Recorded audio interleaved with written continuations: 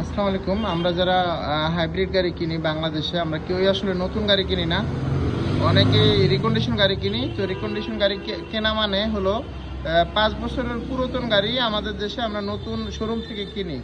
তো যখন একটা 5 বছরের পুরাতন একটা গাড়ি কিনি, এই গাড়িটা কেনার সাথে সাথে হাইব্রিড ব্যাটারিটা সার্ভিসিং করে নিতে হবে।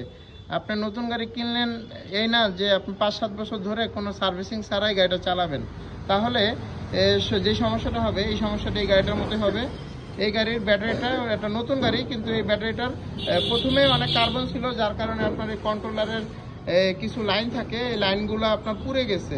পুড়ে যাওয়ার কারণে আপনার কোড জেনারেট হয়ে গেছে। তো এই আমরা আমাদের এখানে এই দেখেন, আপনারা একটা সেম টু সেম কন্ট্রোলার, এই যে দেখেন ব্যাটারি ভোল্টেজ সেন্সর, এই সেম টু সেম একটা কন্ট্রোলার, জাপানিজ কন্ট্রোলার আমরা এই ব্যাটারিটা ইনস্টল করে দিলাম এবং ব্যাটারিটা সার্ভিসিং করে দিতেছি। তো আশা করি এখন আর কোনো ধরনের কোড থাকবে না। আমরা একটা টেস্ট ড্রাইভ দিব। তো যাদের এই ধরনের হাইব্রিড গাড়ি আছে তারা অবশ্যই ব্যাটারিটা সার্ভিসিং করে নেবেন, তাহলে এই যে ইলেকট্রিক্যাল যে পার্টসগুলো এগুলো সহজে নষ্ট হবে না। ঠিক আছে, এই ভোল্টেজ সেন্সরটা একমাত্র নষ্ট হয়েছে।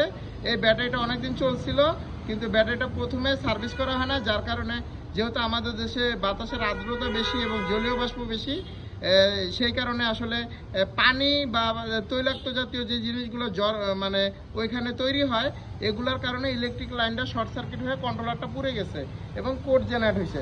তো আপনাদের যাদের এই ধরনের হাইব্রিড গাড়ি থাকবে, হাইব্রিড ব্যাটারিটা আমাদেরকে দিয়ে সার্ভিস করে নেবেন। সারা বাংলাদেশে আমাদের এই সার্ভিসটি অ্যাভেলেবেল আছে।